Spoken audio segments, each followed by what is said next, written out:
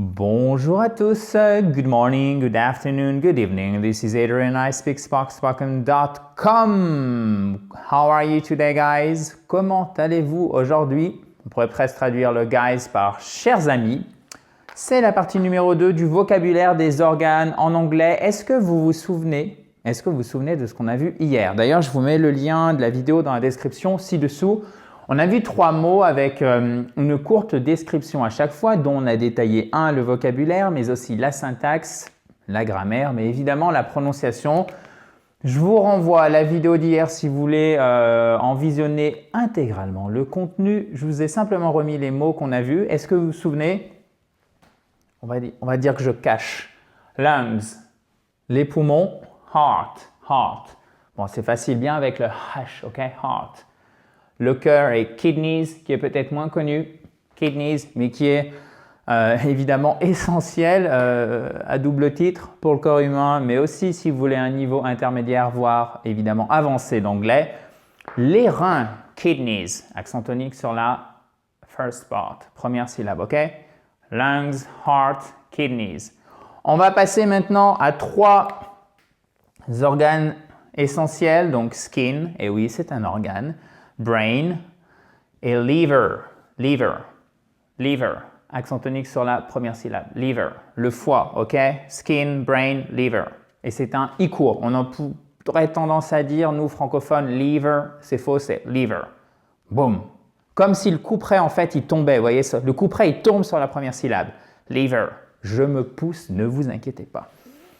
Voilà, maintenant, vous voyez tout, on va les détailler, mais avant, si vous ne l'avez pas encore fait, vous pouvez bien évidemment encore vous abonner à cette, fabuleuse chaîne YouTube en cliquant sur le bouton rouge en bas à droite et profitez-en aussi tant qu'il est encore dispo pour récupérer votre kit complet pour vous mettre ou pour vous remettre à l'onglet.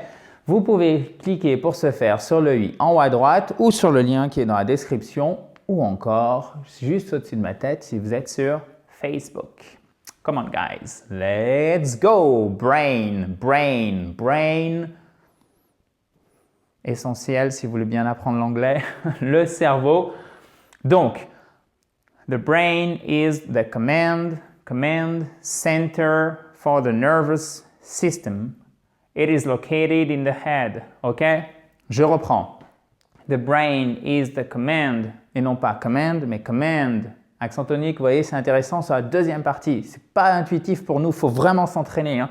C'est pour ça que là, je vous décortique la manière, en tout cas, j'essaie la manière la plus rigoureuse possible et ça demande aussi pas mal de minutie pour que vous saisissiez bien non pas ce qu'on pourrait penser être des subtilités, mais des choses essentielles. Parce que si vous dites « command », je peux vous assurer qu'il y a 9 chances sur 10 qu'un Américain vous regarde « what that?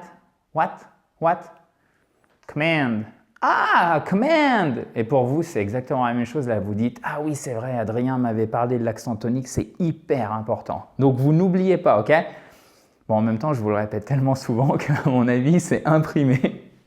The brain is the command center for the nervous system. Ok? I court. Accent tonique sur la première syllabe. It is located. Vous voyez, notre fameux te, pourquoi je dis fameux te, enfin T, parce qu'il est entre 2 voyelles. Et vous savez que quand il est entre 2 voyelles, en American English, très souvent, même pas très souvent, c'est la très grande majorité des cas, il se transforme presque en de. Located. OK? Donc, non seulement il y a l'accent tonique qui efface un peu, notamment la première partie du mot, mais en plus, vous avez un changement de consonne et vous dites, mais qu'est-ce que c'est que ce mot? Located. Une fois que vous savez ça, ça va beaucoup mieux. It is where it is located in the head, ok? Dans la tête. Ensuite, passons à la peau. Skin. The skin is the largest organ of our body and it plays an essential role in regulating the temperature of our body. Okay, let me repeat. The skin. The skin is the largest organ of our body, ok? Comme ça, c'est une voyelle longue of our body and it plays an essential. C'est un I court qui n'est pas accentué et c'est la deuxième syllabe qui est accentuée. Essential role, sorry guys, an essential role in regulating the temperature. Alors, c'est pas de temperature. Ce n'est pas de temperature. Ça, c'est la bonne prononciation que nous, on ferait francophone, c'est temperature. Donc, en fait, vous pouvez le retenir comme ça, c'est temperature. Vous accentuez la première syllabe et c'est comme si tout le reste du mot, littéralement, s'écroulait. Temperature. Bram. Vous voyez, sur la fin, on a l'impression que le mot, il fait comme ça. Et là, vous avez votre accent tonique. Temperature. Temperature of our body. Our body. Let me repeat once again. The skin is the largest organ of our body and it plays an essential role in regulating the temperature of our body. Okay? Of our body. Et c'est pas of, c'est of our body. Ensuite, nous avons, bon, je vous ai mis la traduction ici, je ne l'ai même pas donnée, je pense, la peau est le plus grand organe du corps. Et oui, le plus grand organe du corps. Et c'est un organe et il joue un rôle essentiel dans la régulation de la température de notre corps. Ensuite, le liver. Liver. C'est quoi ça? C'est le foie. Exactement. Essentiel aussi. It has many vital functions. It has many vital functions. Vous voyez, ta ta ta ta ta ta. It has many vital functions. It has many vital functions, such as clearing the blood of harmful substances and helping the digestive process. Ok, on voit ça en détail. It has many vital functions. It has many vital functions. Vous pouvez répéter avec moi. It has many vital functions, sorry guys, such as clearing the blood of harmful substances and helping the digestive process. Ok? Alors, très intéressant. Bon, it has many vital functions. Ça, c'est assez facile pour nous. It has many vital functions. On répète toujours. Such as clearing, et non pas clearing. Ok? C'est un I court. Such as clearing the blood of harmful substances. Harmful. Très intéressant ce vocabulaire. Littéralement, qui fait plein de mal, ok? Of harmful substances and helping the digestive process et non pas process. On aurait tendance à dire, parce que ça c'est du vocabulaire que vous allez, alors digestive peut-être pas, digestive, mais process, vous allez l'employer dans l'entreprise extrêmement souvent et vous pourriez dire process, énoncé, process, ok? Accent tonique sur la première syllabe, hyper important. Je passe à la traduction et après je vais vous faire un commentaire qui me semble essentiel pour comprendre. Alors, vous allez me dire, je suis jugé parti, mais vous me direz si vous êtes d'accord à quel point tout ce qu'on voit ici en fait va au-delà évidemment du simple champ lexical, si je schématise, de la médecine. Vous allez comprendre pourquoi tout de suite. Donc ça signifie il a beaucoup de fonctions vitales telles que éliminer les substances dangereuses du sang, ok? Clearing the blood of harmful substances et aider le processus de digestion, digestive process, ok?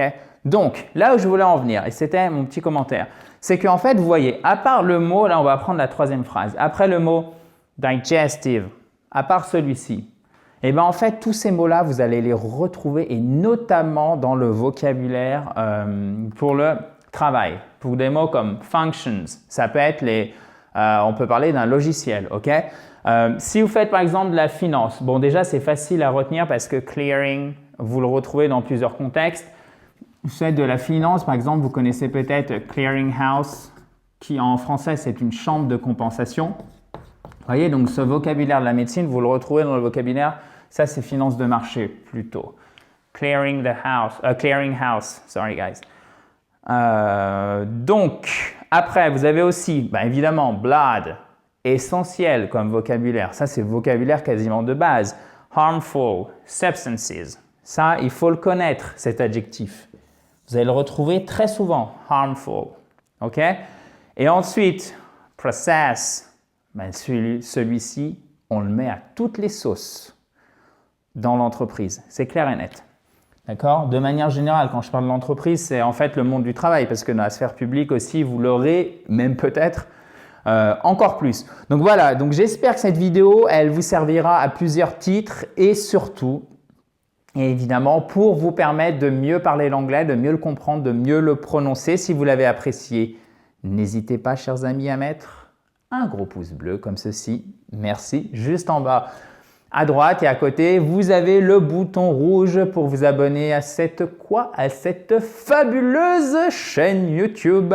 Si vous ne l'avez pas encore fait, vous pouvez aussi, profitez-en pendant qu'il est encore disponible, télécharger votre kit complet pour vous mettre ou pour vous remettre à l'anglais. Pour ceci, rien de plus facile, vous cliquez sur le i en haut à droite ou sur le lien qui est dans la description. Vous pouvez, si vous êtes sur Facebook, cliquer sur le lien, mais dans ce cas-là, il est au-dessus de ma tête.